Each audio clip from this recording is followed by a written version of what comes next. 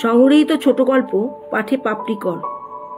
দেখলে তো তোমার মা আজকে কি সিনটাই না ক্রিয়েট করলো। ইস, কোনো মানে হয় এইসব 5 স্টার হোটেলে ডিনার করতে কেউ কখনো নিয়ে যায় ওই রকম একটা ইলিটারেট মহিলাকে? রাগে গজ গজ করতে করতে কথাগুলো বলল মল্লিকা। আজকে পারদ খুব চড়েছে।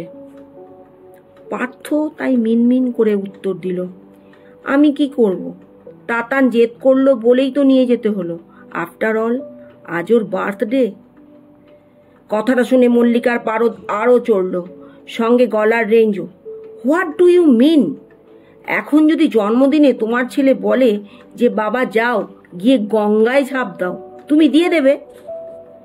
প্রশ্নটা শুনে নীরবতা পালন করা ছাড়া আর কিছুই করা ছিল না পার্থর।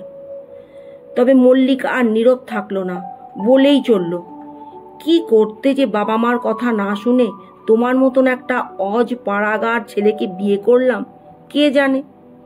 লোকে এমনি এমনি তো বলে না ফ্যামিলি কালচার। ক্লাসের কথা কারণ আছে আজ বুঝছি। তোমার মতন একজন এত বড় গাইনোকোলজিস্টের মা যে এ ফর অ্যাপেল ও জানে না, সেটা কেউ বাইরে থেকে দেখে বুঝবে? ইস, আজকের পার্টিতে আমার সব অফিস কলিগস, কলেজ ফ্রেন্ডস, রিলেটিভরা এসেছিল। কি ভাবলো আমাদের ব্যাপারে? I felt so insulted. এক নিঃশ্বাসে কথাগুলো বলে মল্লিকা এবার থামলো দম নেবার জন্য। তখনই ঘরের দরজায় টোকা। ভাঙা গলায় খুব আস্তে সে জিজ্ঞাসা করলো, বাবু আসবো? এতক্ষণ যার জন্য বাবুকে ফ্যামিলি আর ক্লাস নিয়ে এত কথা শুনতে হলো, সেই মহিলাকে হঠাৎ চোখের সামনে দেখে বাবুরও মাথাটায় আগুন জ্বলে উঠল। বেশ দাঁত মুখ খিচিয়েই ডক্টর পার্থ বসু তার মাকে বলে উঠল, এত সব ব্যাপারে ন্যাকামি করো কেন বুঝতে পারি না। চলেই তো এসেছো ঘরের মধ্যে, এখন পারমিশন নেওয়ার কি কোনো মানে আছে? ও সরি, তুমি তো আবার পারমিশনের মানে বুঝবে না। বলছি অনুমতি নেওয়ার কি কোনো দরকার আছে? কথাটা শুনে দরজার উপরে দাঁড়িয়ে থাকা মহিলাটি থতমত খেয়ে গেল। তারপর কোনো মতে কথা সাজিয়ে আমতা আমতা করে বলল, না আসলে প্রেশারের ওষুধটা শেষ হয়ে গেছে, 2 দিন হলো। তুই কি একটু এনে দিতে পারবি? পারবো না। কি করবে? অ্যান্ড আই ডোন্ট থিঙ্ক যে তুমি এত সহজে পরলোকে যাবে। আমার লাইফটাকে হেলনা করে তো তোমার যাওয়া হচ্ছে না। কথাটা শুনে এবার মল্লিকা বলে উঠল, থাক পার্থ, আমাকে শুনিয়ে আর মাকে শাসন করতে হবে না। যতটা ইনসাল্ট হওয়ার তো হয়েই গেছে ওনাকে পার্টিতে নিয়ে গিয়ে। এখন বাড়িতে এসে এই সিন ক্রিয়েট আর পোষাচ্ছে না। এরপর আর মল্লিকা ওই ঘরে থাকলো না। খাটের ওপর রাখা বালিশটা তুলে পাশের ঘরে শুতে যাওয়ার জন্য পা বাড়ালো। পার্থ বুঝলো এটা ওর পানিশমেন্ট। এখন এই ঝামেলা, অন্য ঘরে শোয়া, দরকার ছাড়া কথা না বলা চলবে প্রায় 7 দিন। ব্যাপারটা ভেবেই আবার ছড়ানো ছিটানো রাগটা এসে জমা হলো দরজার উপরে দাঁড়িয়ে থাকা মায়ের ওপর। সব তোমার জন্য হলো। তুমি বোঝো না তুমি আমাদের সোসাইটিতে মেশার মতন মানুষ না? আমি বললাম আর তুমি নাচতে নাচতে চলে গেলে হ্যাংলার মতন। তুমি তো তাতানকে মিথ্যা বলতে পারতে যে তোমার শরীর খারাপ, তাহলেই তাতান আর জেদ করতো না। কিন্তু না, সব সময় আমাকে সব জায়গায় লজ্জা দিতেই হবে। জাস্ট কিছু বলার নেই। কোনো পজ না দিয়ে কথাগুলো বলা শেষ করেই ধাম করে পার্থ মায়ের মুখের ওপর দরজাটা দিয়ে দিল। মলিনা দেবীর হঠাৎ চারদিকটা ঝাপসা হয়ে এলো। চোখে বড্ড জল জমেছে। সত্যি কি উনি হ্যাংলা? জন্মদিনে নাতির মুখের ওপর না বলতে পারেনি, মিথ্যা কথা সাজিয়ে গুছিয়ে বলতে পারেনি, তাই উনি হ্যাংলা? প্রশ্নগুলো বারবার মনে ভিড় করতে থাকলো। আর চোখে ভেসে উঠল পার্টিতে আসা লোকগুলো, হাসি হাসি মুখ। সবাই হাসছিল ওনাকে দেখে, মজা নিচ্ছিল একজন গাইয়ার। আসলে সেই দিন পার্টিতে সব কন্টিনেন্টাল ডিশ হয়েছিল। পাস্তা, পিৎজা, নুডলস, মেক্সিকান কারি, পনির পাসিন্দা, এইসব। যেই সব খাবার চোখে দেখা তো দূরে থাক, নামও শোনেনি কখনো মলিনা দেবী। তাই বৌমা যখন তার হাই ক্লাস সোসাইটির ফ্রেন্ডসদের সঙ্গে হাই হ্যালো করছিল, তখন মলিনা দেবী সবার সামনেই বৌমাকে প্রশ্ন করে ফেলেন, বৌমা, বলছিলাম কি বেগুন ভাজা, সোনামুগের ডাল, ছেঁচড়া এইসব কিচ্ছু হয়নি? ওই শুয়োপোকার মতন ওইগুলি টেবিলে কি সাজানো আছে, ওইগুলি লোকে খেতে পারে নাকি? ব্যাস, কথাটা শুনেই মল্লিকার মুখ লাল। লজ্জায় আশেপাশে সবাই তো যেন লাফটার শো দেখার মতন হো হো করে হেসে উঠল। পাশে দাঁড়িয়ে থাকা একজন মহিলা হাসি মুখেই বলে উঠল, aunty, are you out of your mind? আপনি কি বলছেন এইসব? মলিনা দেবী বোকার মতন মুখ করে আর একটা প্রশ্ন করে ফেলল, আংটি? মা, তুমি আমাকে আংটি বলে কেন ডাকছো? আমি তো তোমার মাসিমা হই।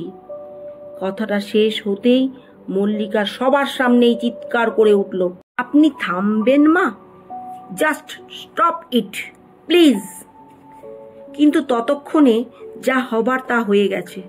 পুরো পার্টিতে ইনভাইটেড গেস্টরা তখন মুখ টিপে টিপে হেসে মজা লুটছে। মল্লিকার মাসি তো আবার ওকে সরাসরি বলেই ফেলল, leave it Mallika, we understand. তোর হাজব্যান্ড জুয়েল হলেও ফ্যামিলিটাকে ভালো চুজ করতে পারিসনি। মিনিমাম সেন্সও কাজ করে না ভদ্রমহিলা। একে নিয়ে এইসব জায়গায় আসাটা তোদের উচিত হয়নি একদম। সেই দিন কথাটা যেন তীরের মতন এসে বিঁধেছিল মল্লিকাকে। আর তার রেশ চলেছিল 7 দিন। পার্থর সঙ্গে কথা বন্ধ, বাড়িতে রান্না বন্ধ, আর শাশুড়ি মাকে চোখের সামনে দেখলেই তেলে বেগুনে জ্বলে ওঠা। শেষের উপসর্গটা এই 7 দিন পার্থরও হয়েছে। মা এই কয়দিন যতবারই কথা বলতে এসেছে, পার্থর মুখ ঝামটা ছাড়া আর কিছুই ফিরিয়ে দিতে পারেনি। এই যেমন সেই দিন বাড়ির কাজের লোক আসেনি, মল্লিকা রাগের ঠেলায় সকাল সকালই অফিস বেরিয়ে গেছে, লাঞ্চ করবে ক্যান্টিনে, কিন্তু পার্থ তো কখনো না খেয়ে বেরোয় না। তাই মলিনা দেবী নিজেই চলে গিয়েছিল রান্নাঘরে, হাতে তেল মেখে এঁচোড় কেটেছিল। ছোটবেলায় ছেলেটার এঁচোড়ের ডালনা খুব পছন্দ ছিল। যখনই রান্না করত ওকে এসে জড়িয়ে ধরত খুশিতে। এই সব ভেবেই ডাইনিং টেবিলে পার্থর জন্য এঁচোড়ের ডালনা সাজিয়েছিল বাটিতে। কিন্তু আজকের দিনটা একটু আলাদা হলো। পার্থ এলো, নির্বিকার মুখে খেলো, তারপর হাত ধুতে উঠে গেল। মলিনা দেবী কিছুই বুঝতে পারল না। তাহলে কি রান্নাটা খারাপ হয়েছে? নুন ঝাল ঠিক আছে তো? এইসব ভাবনার ভিড়েই আনমনে প্রশ্নটা করে ফেলল, এঁচোড়ের ডালনাটা কি ঠিক ছিল রে? পার্থ কথাটা শুনে ভ্রুটা কুঁচকে উঠল। মানে ভুল থাকবে বা কেন? মলিনা দেবী থমথমে মুখে বলল, না, আসলে তুই তো কিছু বললি না, তাই। পার্থ তখন বেশ ঝাঁঝিয়ে উত্তর দিল, কাজগুলো করো কি নাম কেনার জন্য? কি ভাবলে এইসব রান্না করে খাওয়ালেই সেই দিন ইনসাল্টটা ভুলে যাব? তোমার জন্য মল্লিকার সঙ্গে আমার সম্পর্কটাতে এত ঝামেলা। 7 দিন ধরে আমরা কথা বলছি না, সেই সব এই এঁচোড়ের ডালনা খেয়ে ভুলে যাব? মলিনা দেবী এইসবের পর কি বলবে বুঝতে পারছিল না। সত্যি এরপর কিছু বলারও থাকে না, শুধু চোখ দুটো আবার ঝাপসা হয়ে যাচ্ছে জলে।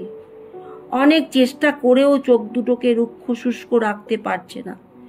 সেটা দেখে পার্থ গলার রেঞ্জটা আরো বাড়িয়ে বলল, মা প্লিজ, এই মেলোড্রামাটা বন্ধ করো, এইসব ন্যাকামি আর সহ্য হচ্ছে না।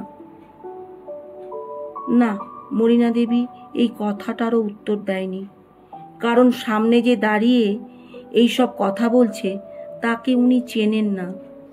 এই পার্থ একদম অচেনা। ওনার নিজের ছেলে আজ অনেক দূরের লোক, যাকে দূর থেকে দেখা যায় কিন্তু সে ধরা ছোঁয়ার বাইরে। এই সবের পর 7 দিন কেটে গেছে। আজ 21শে ফেব্রুয়ারি, ভাষা দিবস। তাতানদের স্কুলে আজ প্রোগ্রাম আছে। বাংলা ভাষা আমাদের বাঙালিদের কাছে কতটা গুরুত্বপূর্ণ সেটা নিয়েই বক্তব্য রাখা হবে। বাচ্চা বাচ্চা ছেলে মেয়েদের কাছে বাংলা ভাষা কি সেটা নিয়ে একটা আলোচনাও হবে।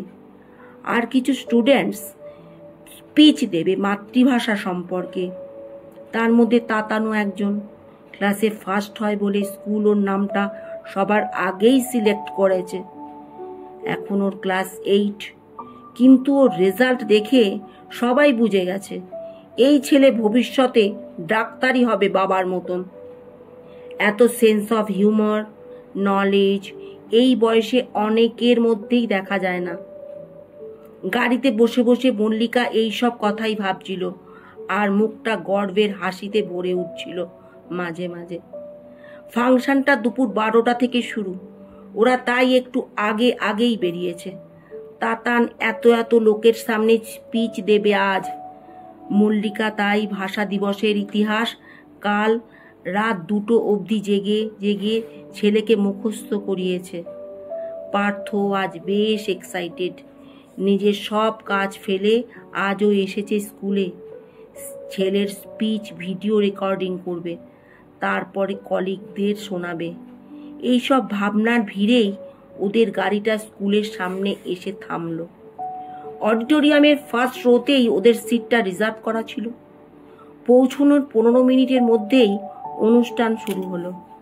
রবীন্দ্রসঙ্গীত গেয়ে উদ্বোধনী অনুষ্ঠান পরই তাতানের স্পিচ। পার্থ সঙ্গে সঙ্গে মোবাইলের ভিডিও ক্যামেরা অন করে রেডি। লোকের ভিড়ে ঠাসা অডিটোরিয়ামে স্টেজে যখন ছেলেকে উঠতে দেখলো, তখন আপনা আপনি ওর মুখে একটা হাসি চলে এলো। কি স্পিচ দেবে তাতান? ভাষা দিবস নিয়ে ও কি বলবে? একরাশ ভাবনা এসে ভিড় করলো পার্থর মনে। আর তখনই তাতান বলতে শুরু করলো, আজ 21শে ফেব্রুয়ারি, আজ ভাষা দিবস। 1952 সালে আজকের দিনেই বাংলা ভাষা বলার জন্য কিছু মহান প্রাণ আন্দোলন করে পুলিশের গুলি বুকে নিয়ে শহীদ হয়েছিল। এই ইতিহাসটা আমাকে মা বলেছে। কিন্তু আজ আমি ইতিহাস না, বর্তমানের কথা বলবো। ইতিহাস তো বইয়ের পাতায় গুগল সার্চ করলেই পাওয়া যায়, কিন্তু বর্তমানে বাংলা ভাষা আমাদের লাইফে কি, কতটা ইম্পর্টেন্ট সেটা আমি আমার বাড়িতে রোজ দেখি। আমার ঠাকুমা ইংলিশ জানে না, কারোর সঙ্গে দেখা হলে হ্যালো, হাউ আর ইউ বলতে পারে না। কন্টিনেন্টাল ডিশের মানে বোঝে না, এমনকি আন্টি ডাকটাও ঠাকুমার কাছে অজানা। তার বদলে কাকিমা, জেঠিমা শুনেই অভ্যস্ত। আর এই সবের জন্যই ছোট থেকে দেখছি আমাদের বাড়িতে আমার ঠাকুমাকে নিয়ে সবার খুব লজ্জা। বাবা নিজের ফ্রেন্ড সার্কেলের সঙ্গে ঠাকুমার পরিচয় করিয়ে দেয় না কখনো। বাড়িতে কিটি পার্টি হলে মা ঠাকুমাকে স্ট্রিক্টলি বারণ করে দেয় যেন নিজের ঘর থেকে না বেরোয়। ড্রয়িং রুমে ভুল করেও সবার সামনে না আসে। এমনকি আমার বার্থডে পার্টিতেও ঠাকুমার এন্ট্রি আমার মা বাবা পছন্দ করে না। ঠাকুমাকে নাকি 5 স্টার হোটেলে নিয়ে যাওয়া যায় না। তার জন্য 7 দিন ধরে বাড়িতে ঝামেলা হয়। মা বাবার সঙ্গে কথা বন্ধ করে দেয়। ছোট থেকে আজ অবধি দেখেছি মা বাবা ঠাকুমাকে যেন সবার থেকে লুকিয়ে রাখতে চায়। গড় গড় করে ইংলিশ বলতে পারে না বলে সে এথিকেটস জানে না, লোকের সাথে মিশতে জানে না, মুখ খুললেই ব্লান্ডার করবে, এই রকমই একটা ধারণা সবার। যদিও আমার ঠাকুমা দারুণ রান্না করতে পারে, ভীষণ সুন্দর গানের গলা এই বয়সেও। রবীন্দ্রসঙ্গীতও খুব সুন্দর গায়, দারুণ ভালো গল্পও বলতে পারে। ছোটবেলায় তো মা বাবা অফিস থেকে অনেক রাত করে ফিরতো, তখন ঠাকুরমাই আমাকে ঘুম পাড়াতো রূপকথার গল্প শুনিয়ে। না ফেয়ারি টেলের মানে না জানা থাকলেও ব্যঙ্গমা ব্যঙ্গমী কি কথা বলে সেটা জানে ঠাকুমা। কিন্তু ওই যে বললাম ফেয়ারি টেল যে ক্লাসটা আছে সেটা ব্যঙ্গমা ব্যঙ্গমীতে নেই। তাই মা বাবা বলে ঠাকুরমার কোনো ক্লাস নেই। আজ 21শে ফেব্রুয়ারিতে তাই এই কথাটাই মনে হচ্ছে। মানে আমার বাড়ির বাকি 365টা দিনের ছবি দেখে এই কনক্লুশনেই এলাম এখন বাংলা ভাষাটা বাতিল ভাষা। শুধু বাংলায় কথা বলাটা লজ্জার। যে আমরা এই ভাষা দিবসে যতই স্পিচ দিই না কেন, যতই ইতিহাস শোনাই না কেন, আমাদের মধ্যে বাংলা ভাষা এখন শেষ। আর আমি নিজের বাড়িতে রোজ সেই শেষটার একটা ছবি দেখি। স্পিচটা শেষ করে স্টেজ থেকে নিচে নেমে খুব অদ্ভুত চোখে তাকিয়েছিল তাতান ওর মা বাবার দিকে। সেই দৃষ্টিতে একটা জমার রাগ ছিল, একটা খারাপ লাগা ছিল। সেই দিন তাতানের স্পিচ শুনে কেউ হাততালি দেয়নি অডিটোরিয়ামে। সবাই কেমন নিস্তব্ধ ছিল। আসলে বাস্তবের মুখোমুখি হয়েছিল হয়তো সবাই, রোজকার বাংলা ভাষার বাস্তবের। আর সেই দিন হাজার চেষ্টা করেও পার্থ আর মল্লিকা নিজের চোখ দুটোকে ওপরে তুলতে পারিনি। বারবার লজ্জায় সেটা নিচে নেমে যাচ্ছিল। পার্থর ভেতরে একটা জমা কষ্ট হঠাৎ যেন এসে জমা হলো। সত্যি যেটা ওর ছেলে বুঝলো এই বয়সে, সেটা পার্থ এত সাকসেসফুল একটা মানুষ, এত বড় একজন ডাক্তার হয়েও বুঝতে পারলো না। মাঝে মাঝেই ভিড় রাস্তায় ট্রাফিকের জ্যামে মায়ের মুখটা ভেসে আসছিল চোখের সামনে। সত্যি তো মা কি সুন্দর গান গাইতো, কত সুন্দর সুর ছিল মায়ের গলায়। এতদিন যেন ভুলেই গিয়েছিল পার্থ সেই সুরটাকে। মা তো ওকেও ছোটবেলায় রূপকথার গল্প শোনাতো, রাজপুত্র রাজকন্যা, রূপকথার দেশ। আর আজ পার্থ তো ওর মার সাথে 2 মিনিট বসে কথাও বলে না দরকার ছাড়া। কি করে, কবে ওর মা ওর কাছে লজ্জা হয়ে গেল ও বুঝতেই পারল না। কথাটা ভাবতে ভাবতেই ফ্ল্যাটের সামনে এসে গাড়িটাকে থামালো। লিফটে উঠে 4 তলার বাটনটা প্রেস করলো। একটা সময় স্কুল ছুটি হলে মাকে দেখার যেই একটা তাড়া থাকতো, আজও ঠিক সেই রকম একটা তাড়া আছে ওর। মাকে দেখতে, মায়ের সাথে কথা বলতে খুব ইচ্ছে করছে আজ। ফ্ল্যাটের দরজার সামনে এসে তাই জোরে জোরে কলিং বেলটা বাজালো। 2 মিনিটের মধ্যে কাজের মাসি মিনতি দরজাটা খুলতেই পার্থ হুড়মুড়িয়ে বাড়ির ভেতরে ঢুকলো। কেমন যেন উদ্ভ্রান্তের মতন লাগছে ওকে। ড্রয়িং রুমের কোথাও মাকে দেখতে না পেয়ে মালতীকে প্রশ্নটা করেই ফেললো, কি রে মা কোথায় রে, তাড়াতাড়ি বল। মালতী নির্বিকার ভাবে উত্তর দিল, কোথায় আবার, নিজের ঘরেই থাকবে। পার্থ আর টাইম ওয়েস্ট না করে দৌড়ে মায়ের ঘরে গিয়ে দরজাটা ধাক্কা মেরে খুলল। আর হঠাৎ পাটা থমকে গেল। ঘরের মাটিতে মা পড়ে আছে, নিথর একটা শরীর, তবে মুখে একটা শান্তি, জীবন থেকে মুক্তি পাওয়ার শান্তি। পার্থ সেদিন মাকে অনেক ডেকেছিল, অনেকবার মার শরীরটা ধরে ঝাঁকিয়েছিল, অনেক চেষ্টা করেছিল মায়ের সাথে কথা বলতে, কিন্তু সেদিন মা আর কোনো উত্তর দেয়নি। মা সারা জীবনের মতন চুপ করে গিয়েছিল। পার্থ মায়ের নিথর শরীরটা বুকে জড়িয়ে ধরে বসেছিল অনেকক্ষণ। ওর যেন মনে হচ্ছিল মাকে যদি এইভাবে আগলে রাখা যায়, ফিরিয়ে আনা যায় নিজের কাছে। কিন্তু পার্থ বুঝতে পারেনি সময় শেষ। কিছুক্ষণ বাদে যখন মল্লিকা আর তাতান ঘরের নিস্তব্ধতা ভেঙে ভেতরে ঢুকলো, তখন ওর সম্বিত ফিরল। মায়ের ঠান্ডা শরীরটা ওকে বুঝিয়ে দিল হঠাৎ যে সব শেষ।